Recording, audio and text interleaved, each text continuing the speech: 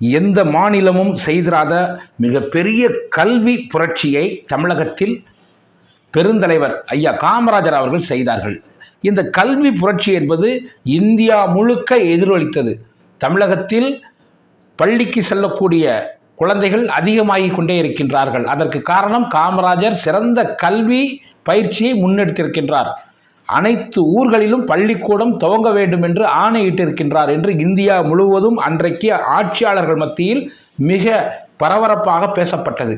இந்த கல்வி புரட்சியை ஏற்படுத்தியதற்காக குஜராத்தில் உள்ள ஒரு பல்கலைக்கழகம் ஐயா பெருந்தலைவர் காமராஜர் அவர்களுக்கு டாக்டர் பட்டம் கொடுக்க வேண்டும் என்று முன் வந்தது.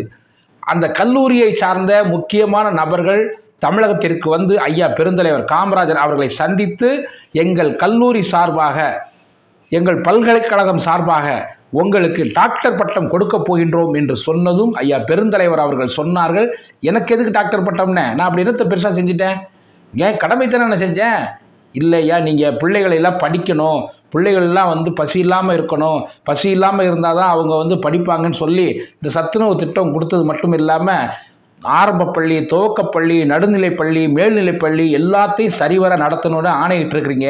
இது இந்தியா முழுமைக்கும் பரபரப்பாக பேசக்கூடிய ஒரு விஷயமா இருக்குது. இப்படி கல்வியில் சிறந்து விளங்கக்கூடிய ஒரு தமிழகத்தை நீங்கள் உருவாக்கியதனால் உங்களுக்கு நாங்கள் டாக்டர் பட்டம் கொடுக்குறோன்னு சொன்ன உடனே மறுபடியும் ஐயா காமராஜர், என் கடமையை தானப்பா நான் செஞ்சேன், இதுக்கு எதுக்குப்பா டாக்டர் பட்டம், நீங்கள் ஒன்று செய்யுங்க, டாக்டர் பட்டம் கொடுக்கணும்னு முடிவு பண்ணியன்னா நம்ம நாட்டில் விஞ்ஞானிகள், ஆராய்ச்சி பண்ணுறவங்க, படிப்பில் நல்லா சிறந்து விளங்குனவங்க இப்படி எத்தனையோ பேர் இருக்காங்கல்ல, அவங்களுக்கு டாக்டர் பட்டத்தை கொடுங்க, அது இன்னும் அவங்கள உற்சாகப்படுத்தும், எனக்கு வேண்டாம் என்று அன்றைக்கு பெருந்தலைவர் காமராஜர் அவர்கள் மறுத்து விட்டார்கள்.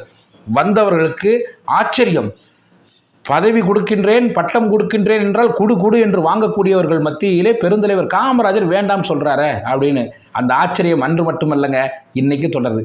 இன்னைக்கு கூட ஒருத்தருக்கு பட்டம் கொடுக்குறாங்க அப்படின்னா கொடுங்க அப்படின்னு வாங்கக்கூடிய தலைவர்கள்லாம் இருக்கின்றார்கள். ஆனால் பெருந்தலைவர் காமராஜர் அவர்கள் இந்த மக்களுக்காக தன்னை முழுமையாக அர்ப்பணித்து கொண்ட ஒரு தலைவர். இந்த மக்களினுடைய வளர்ச்சி மட்டுமே தன்னுடைய வளர்ச்சியாக பார்த்த ஐயா பெருந்தலைவர் காமராஜர் அவர்கள் எல்லா பட்டங்களையும் திறந்தார். சொத்துக்கள் அவர் சேர்க்கவில்லை, ஆனால் இந்த தமிழக மக்களை அவர் சேர்த்து விட்டார். அதனால்தான் இன்றும் அவர் புகழ் பாடிக்கொண்டு இருக்கின்றோம்.